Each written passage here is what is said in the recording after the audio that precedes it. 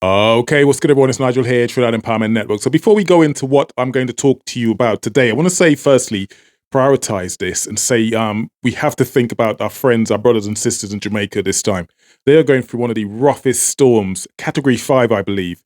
And it's from the pictures I've seen, it does not look good. So thoughts and prayers. I'm going to donate as soon as I find a way to do so. But thoughts and prayers going out to our friends, our brothers and sisters in Jamaica.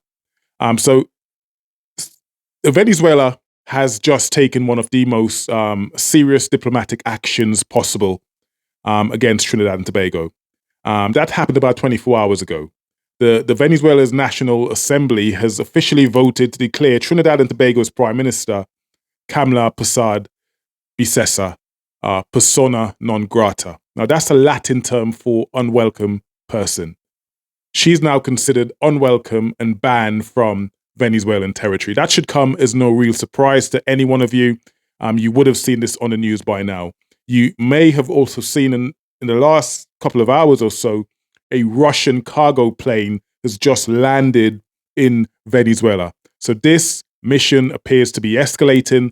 Venezuela clearly preparing to defend themselves, and this does not look good for our region. So I'm going to do a video on that as soon as I get more updates. So bear with me. But let's go back to this persona non grata. So this was listed in Venezuela's official order of the day for October the 28th, which is only 24 hours ago. So they debated two items. Two items were debated. One was a law to make stronger Venezuela's national defense. And two, the proposal to declare Trinidad's prime minister unwelcome.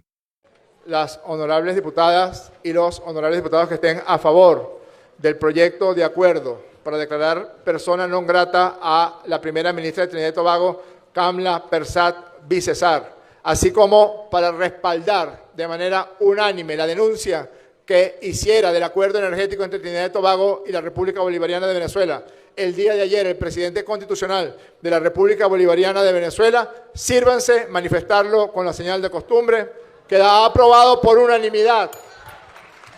Se declara como persona no grata a esta señora, no me acuerdo cómo se llama, se declara como persona no grata. So the document is now signed, it's now officially signed, and it has entered into their parliamentary record, making it official. This is, I'm going to find another word for unprecedented. But until I do, this is unprecedented. I've not known of anything like this in recent memory. If you do, please comment below. So this isn't symbolic. Declaring a leader persona non grata signals a complete breakdown in relations. A complete and utter breakdown in relations. Now, often, it signals diplomatic or trade ties being essentially destroyed entirely. And that's exactly what's happening here. That's exactly what's happening here. That's not good. So you may ask yourself, how did we reach to this point? Most of you already aware of why we're here. But for those at the back, just days ago, Venezuela suspended all gas agreements with Trinidad, including the Dragon's Gas Field project. Now, as we know, the Dragon's Gas Field hold approximately 4.2 trillion cubic feet of gas, and that potentially could have secured Trinidad's energy supply for many, many years to come. Now, the Venezuelan Vice President, Delcy Rodriguez, accused Kamla Persad-Bissessar of leading Trinidad off a cliff. She also warned that Trinidad would pay a very heavy price and that they would pay for every molecule of gas extracted from Venezuela. Now, there is no longer going to be any gas extracted from Venezuela. We are not getting anything as it stands right now. It's done. It's null and void. This gas deal is null and void. The vice president of Venezuela also made it clear that Venezuela views the prime minister and the government in Trinidad as acting in alignment with the United States, especially after US naval ships entered the Caribbean, claiming they were there for training and security operations. To Venezuela, that was a direct provocation and part of a larger United States effort to isolate their country, to isolate Caracas and control Venezuela oil and gas. Now, I didn't know this, but America has one of the few refineries that could take or refine the thickness of the gas and oil coming from Venezuela. I've only found out about this recently. But I deflect. When Venezuela says Kamla is persona non grata, they are essentially saying Trinidad has chosen sides. Trinidad has chosen sides and it's not ours. So therefore, it's in their interests to protect themselves from Trinidad and Tobago. That's a heavy statement. And it puts us in a very dangerous position geopolitically. Now, what I found fascinating here, and it tells you everything about the leadership in Trinidad and Tobago, what I found fascinating was the Prime Minister's response. Now, any leader, unless you're maybe Donald Trump, would probably have a diplomatic, reasonable response to this situation. This is not what came from the Prime Minister of Trinidad and Tobago.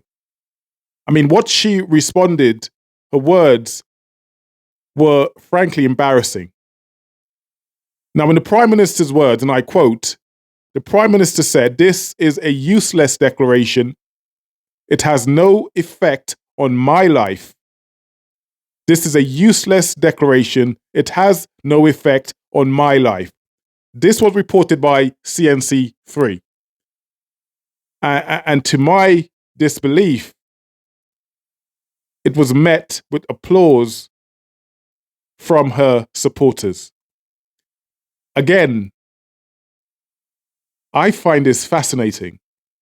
I find it revealing. And it tells us everything about the leadership we have in Trinidad and Tobago today. So let's be real. This is not leadership, Trinidad. This is not leadership. This isn't about your life, Prime Minister. This is about the lives of the 1.4 million people that lives in Trinidad and Tobago. Because when a foreign government declares our Prime Minister persona non grata, it affects the 1.4 million citizens in Trinidad and Tobago. It affects our gas supply, it affects our trade, and it affects our regional partnership. It affects our economy. That's the last thing we need in Trinidad and Tobago. Our budget was based on the oil and gas that we have in Trinidad and Tobago, the oil and gas that we produce, the oil and gas coming from potentially from the Dragon's gas field. Now, saying this has no effect on my life shows a total disconnect, in my humble opinion. A total disconnect from what leadership means. A prime minister represents the people.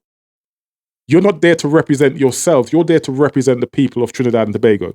So when a major neighbor publicly cuts ties with us, you don't just laugh this off or make jokes about it. You address it, you explain it, you lead, you listen, you understand. This is not playground stuff. This is geopolitics. You're the leader of Trinidad and Tobago, a leader in CARICOM. So, my gosh, the Dragon's gas field was supposed to be Trinidad's energy lifeline, as you well know, Trinidad and Tobago. A way to keep our LNG exports alive and stabilize our economy. That's now gone. It's now gone. It's now been buried by this persona non grata from Venezuela. It's now been buried. And with Venezuela closing its doors on Trinidad and Tobago, we have lost the most realistic regional option for affordable gas. We've lost it. This is not good. And the prime ministers and the leaders of this country cannot dress this up in any way, shape, or form. The geopolitical message is clear here.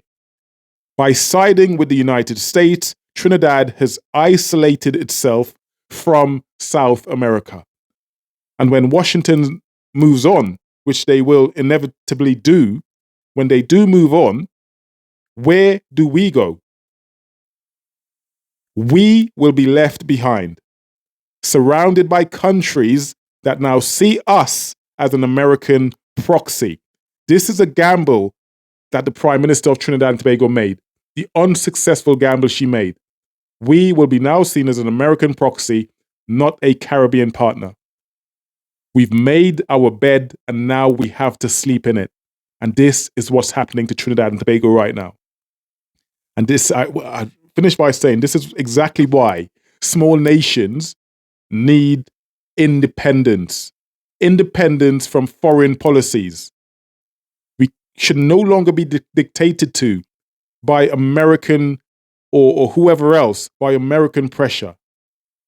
Because when these superpowers clash, like they're doing now, it's the smaller countries like ours, it's the smaller countries like us that, in this instance, took sides that will always end up paying the price. It's unfortunate what's happening now. It's really unfortunate what's happening now. What's even worse is the reaction from our Prime Minister. So this is what it is. This is what it is. Listen, it's escalating now further in the Caribbean. Like I said to you at the start of the video, a Russian cargo plane has just landed in Caracas, and it only looks like it's escalating, and it shows no sign of calming down anytime soon. So stay tuned to Trinidad Empowerment Network. Let's keep our friends and brothers and sisters in Jamaica in mind. Let's pray for them.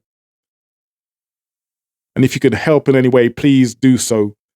Stay locked into Trinidad Empowerment Network. I bring you the best information as I can. I keep my ear to the ground.